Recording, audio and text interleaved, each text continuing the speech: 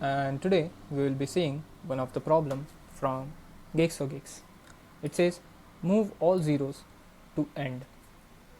So from the title itself the problem seems pretty much clear. You are given an array ARR of non-negative integers.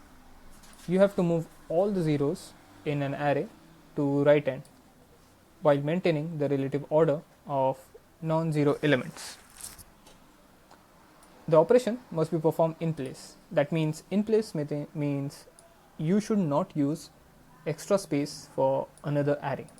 Okay, that we should keep in mind.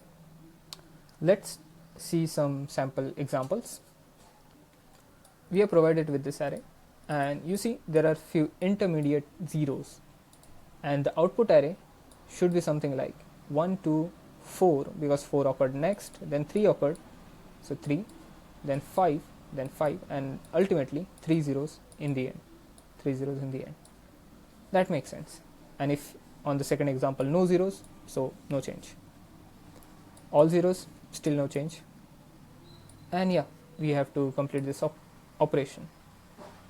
The problem would be so simple if we had a flexibility to use any extra array. Like with that help, we can just go create a separate array and we can decide when to fill and when not to fill. So if we got an non-zero, so we can fill, else not fill. But hey, this is something we are not doing. We should not use any extra array. No extra array. That means we have to do it in place, which is what asked from the question itself. So well, respecting that, let's check what we have. Let's see this example. So this is a sample example. So sample test case over here. Sample, yeah. And how can I accomplish this? Well, that's a good one.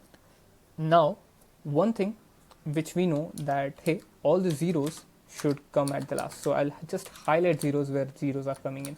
So this, and this. So 3 zeros should be at the last. Well, I can go one by one and understand, hey, what is 0? One here, the next here I can go, and so on and so forth.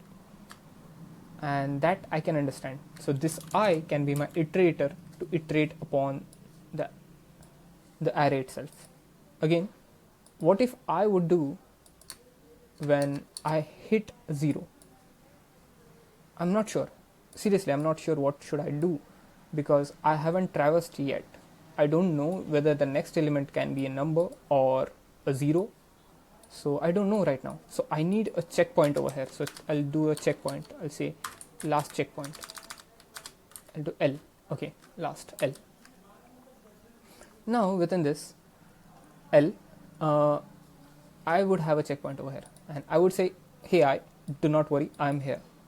So I would go forward and see that hey, I am on next element, and next element is not 0, it's a number. So what I'll do, I'll just set this or move. I'll say move 4 and 0. And in more technical language, I'll say that I would do a swap operation. So after swapping, the number would look like this. 4 would come to here, 0 would come to here, and I, which was on this position, remains on this position, and L, which was on this position, remains on this position. Make sense? Make sense? Yeah. Now L is on 4, which is not good because L is expected to follow zeros. So I'll write it down somewhere that hey, L should follow zeros. So next I know that L should follow zeros. What I'll do over here is I'll just take it like this. Over here, L comes next, and I goes. Okay, I should remain still over here. No issues. L came next. Next, what next? I should go forward. Yes, 3. No issue. L, Okay, I came to 3. The same process repeats again, move 4 and 0. So it becomes 3 over here, 0 over here, and again the drill we are saying that L should follow zeros, but L is not following 0, so L should move forward.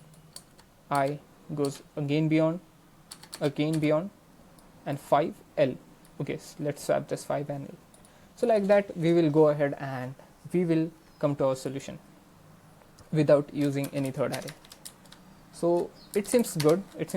Let's dive into our coding so that things are much more clear now. L, which initially I am taking at 0, I will use a for loop for I starting from 0, a dot length I plus plus, and within this I would check upon such things that hey, whether I am seeing as 0 or not, and what else. So if a of I is not equal to, I'm using this move 4 and 0. 0 means the position at L, and this 4 means position at I. If position of I is not 0, that means we need to swap it. So I'll just quickly write a swap function, void swap int a, int I, j. So it does nothing but it just takes temporary variable a of I is equal to a of j freshly written, and a of j, the past value is t. And I wanted to swap a, I and L. Cool. Once I'm done, L would no longer be at 0 because a of I was not 0, so L position would also be not at 0, but same condition which we have checked earlier, that we have made this change, but the statement is L should follow zeros. So I'll check that hey, if in case a of L is not equal to 0, L plus plus. So now L is also following zeros. That makes sense, right? Cool. Let's compile till now. What changes do we see? Yes, we see the sample test cases running. Let's try to submit this, whether this solution, only these two things, would solve it or not.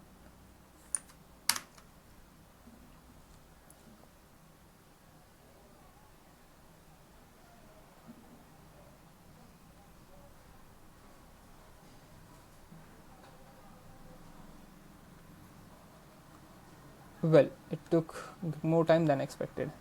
That is weird because we are using only O of n time complexity.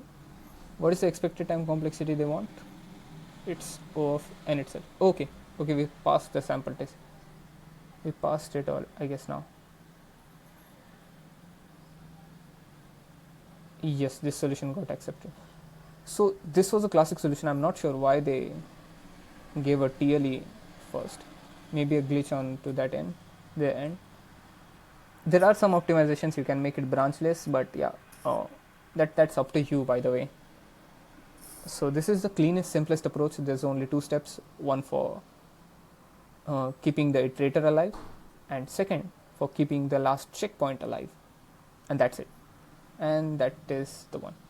So this kind of problem comes under category of arrays and data structure, and have been fair bit question for these many companies, Paytm, Amazon, Microsoft. So do let me know your views upon this, and for more such array and data structure related question, click the video on your right, and I will see you in the next one.